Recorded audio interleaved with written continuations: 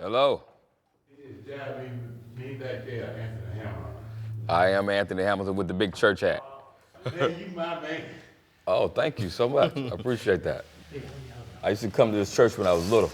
But I was born and raised here. A pleasure. Good. Can I make a phone call? Sure.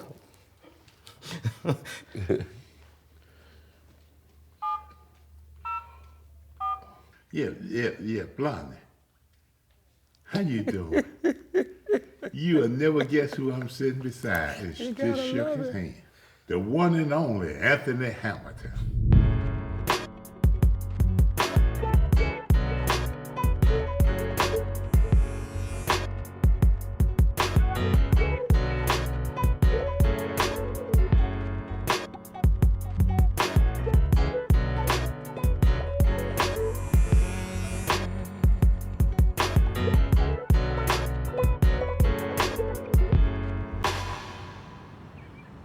To me, when I hear you sing, it's a voice of experience.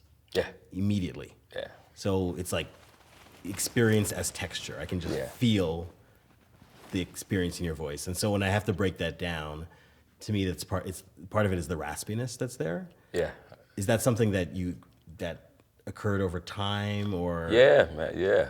A little time, a little, some tears, Living. some living, a little acid reflux probably. So if I had heard you 25 years ago. It was the same voice, but it didn't have that grit and pain. Like, it was a cleaner version. Amazing grace, how sweet the sound that saved a wretch like me. Shiloh Baptist Church is the first church choir I ever sang on. Grandmother, granddaddy, and aunts and uncles, and everybody else. Well, you better go down there. You're going to do something. You need to join the choir because you had to serve the Lord. And, But I would assume you took to it and it resonated for you. Because you could have been a kid in the choir who's just like, I don't want to be here, even though I'm supposed to be here. My family wants me to be here. Yeah. This isn't my thing. I believe it's who I was created to be, and I just hadn't identified it yet. But when it started to penetrate, it gave me goosebumps. I remember this man named Chuck used to sing at another church, my grandmother's church, and he would just sing, and he would just scare me because he had so much presence. And I remember hearing his feet on his heels on this hardwood floor. And he just would just sing, and everybody, you cry and clap and sing along. And as you get older, you want to have this effect. I used to listen to like Al Green and Aretha Franklin, and I was like, man, then I started praying. I was like, oh, the Lord, I want to be able to be free like them, to sing with that kind of freedom. I want to be able to touch the people like that. Because I had a voice, but it didn't have that thing behind it yet. I hadn't been scarred enough, I don't think. Sitting here, guess I didn't make bail. Got time and a story to tell. Started when I was 9 years old. Woke up and daddy was gone. Can you talk a little bit about Coming Where I'm From, why that record resonated the way that it did? I think Coming From Where I'm From it was so raw. It was so unapologetic. It was so me in some of the heaviest moments of my life. I think it was the lack of fashion around it. I was just wanted to be who in the hell I was, and pardon me, church. That attitude, and that personality, and the spirit, that fight in me, you could feel it in the music. And I never hide who I am. I never hide my flaws. I never pretended to be this perfect person. But I do speak about my battles, and I do speak about the ups and downs that I've had, and love and life and family. But I speak about God in my love songs. But what is it that we hear? I'm always interested in this. Like, what is it? How do we hear someone's belief or someone's faith or someone's... Shirley Caesar when she sings. It's, wow. It's Donny McClurkin, when he sings, like these people have been through so much. You hear the war between the good, the bad, the love, the hurt. Because I was rebellious to, I was walking the line, the church and the world, and that was my battle, so. Can you talk about what that meant to be somebody who was ensconced in a spiritual setting and world, who then had to make the transition into the secular? You have this moment where you're like, I'm gonna do music for a living. I used to say it when I was, younger, I'm gonna be famous singing. I didn't know where, what kind, but I'm gonna be famous singing.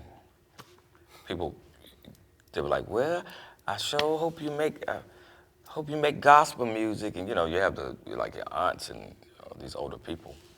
Like, don't sing for the Lord, don't sing for the world. So you have all this, so you feel guilty.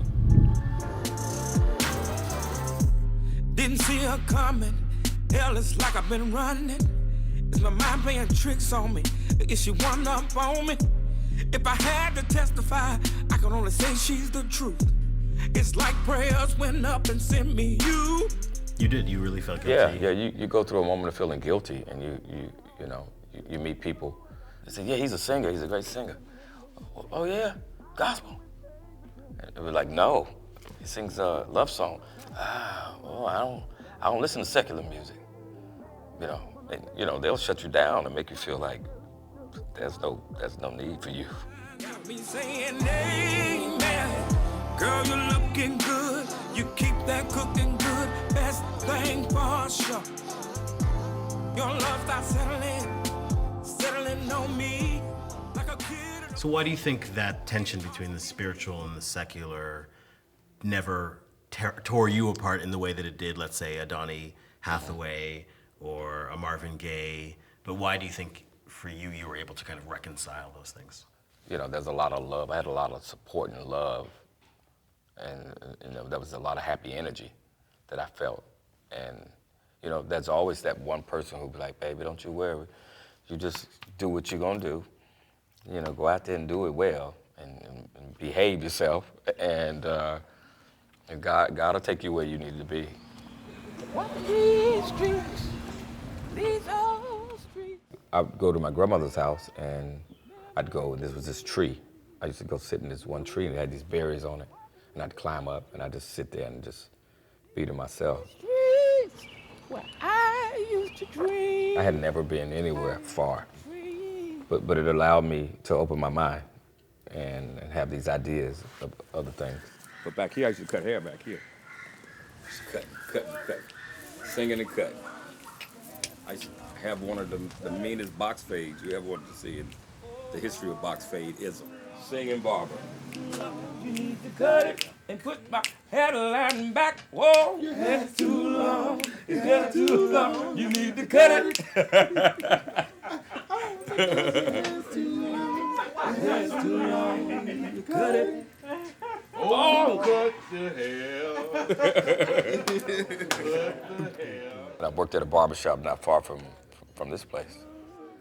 Those moments being in the barbershop, it was like being in the men's club, the boys' club, and the children come in, and the older folks come in, and the women come in, and you have all this conversation. It's like the information station.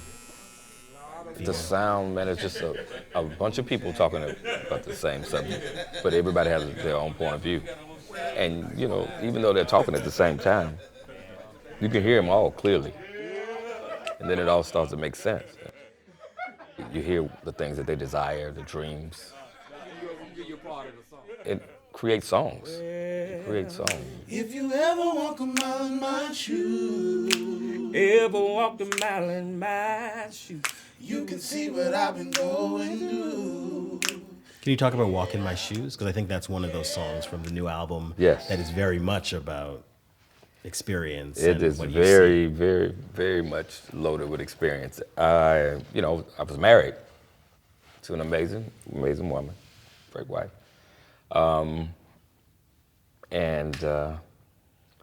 We ended up going through some things, mostly me.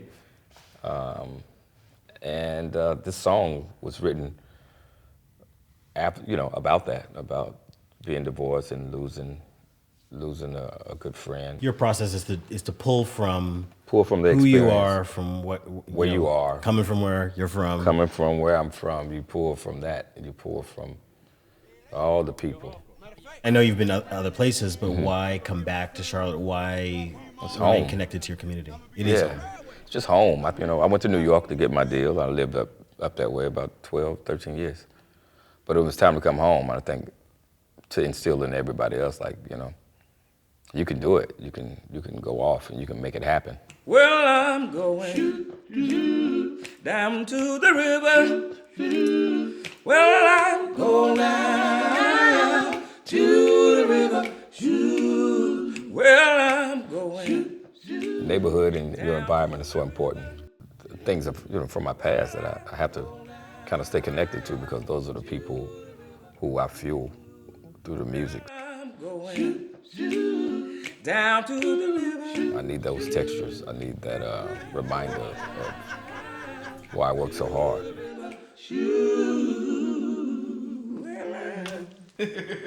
I'm going down there to catch a couple of fish. Hey. I'm going to take it down to Randy's.